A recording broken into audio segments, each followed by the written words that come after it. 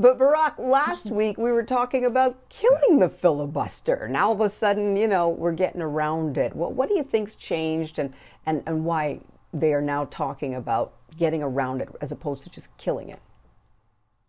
Well, that's a good question. I think that they realize they can't actually kill the filibuster. It is a senatorial rule and congressional rule that, generally speaking, helps both parties. It's a good system. We want the filibuster, especially in those particularly narrow issues where it may seem like it's only a partisan issue, and we want people to seriously think whether or not they're going to proceed with it.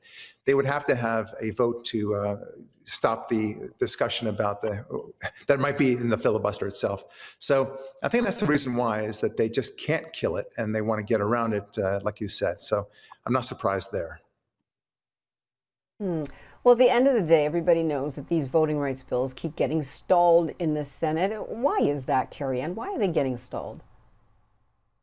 Well, obviously, voting rights is a very pivotal portion of our democracy. We know that we all have a right to vote. We all want to be a part of this democratic civic duty. And individual states over the course of this past year have done a lot to change their voting rights rules. Some became more restrictive and other provided more open access. Here in New York City, we actually are just passed a bill in the city council to allow non-citizens to vote in municipal elections. Whereas in Texas, for instance, they're doing a little bit more restrictive voting procedures, which has sparked the DOJ to come into that state to examine what's going on. So with all of these different things going on, voting rights is very political on both sides of the fence. And therefore, these bills that are proposed at the congressional level and then go on to the senatorial level, they're going to cause a lot of disruption. Therefore, they're going to get stalled. You know, one party may want it and another may not. So therefore, that is the game at hand, and that is exactly what we're seeing here because of just the contentious nature of how we want to count votes, who we want to vote, and how we want them to actually come into the polling sites or utilize their early voting system. Right, Yeah. right, I right. think And I think I know lost people are in all spooked by this. that. Yeah. Yeah. Yeah, Go ahead, Barack. Laverne, I think lost in all this is the problem of the voting rights aspects in this voting rights bill in the first place, which is that they want to federalize certain voting rights and mechanisms and schemes. So, for example, like Carrie Ann correctly noted, in New York, they are allowing non-citizens to vote, which I find to be very unconstitutional, for one thing, and a big problem from a voting rights point of view and for our democracy, generally speaking. This is a constitutional issue. The states are the ones that are to decide how people vote, what the restrictions may be in voting and such. Obviously, you can't have poll taxes, you can't have reading tests and things like that. But in terms of requiring voting IDs, for example, and otherwise making sure that people are who they say they are, the states are allowed to check into that so long as it still stays within the confines of the constitutions.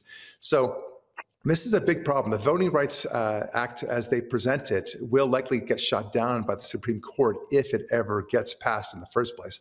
I do think that there are some problems of it ever getting passed.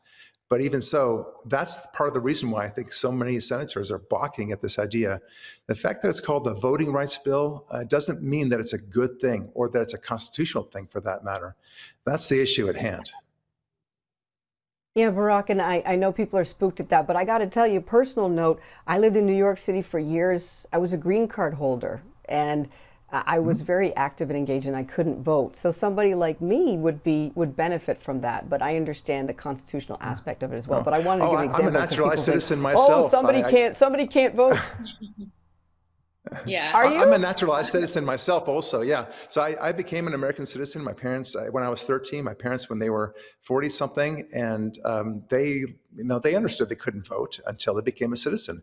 So yeah, they were participants, they paid taxes and so forth, but you got to be a citizen until you vote. So I'm with you, Laverne, I understand, Sure. and that's why we fought so hard to become citizens. And I have Well, to thank say, you for my sharing that, mother Barack. became a citizen as well. And now she can vote. So I know the process of the non-voting green card holder paying taxes. However, I am concerned as an attorney of the legality of this, which occurred in New York City. But of course, there's a small caveat with municipal elections; it's not statewide, so there may be a I got carve to out. bring you back, However, Carrie, and I'm so sorry we got to go to break. We both have great stories. I need to hear because I didn't find out where you were both from, your immigrant history, which is yes, always interesting. arbitration. But thank you both for joining us. We'll bring you both back, okay? Carrie Ann Burke and Barack Lurie, That'd be great. political strategist. Take care.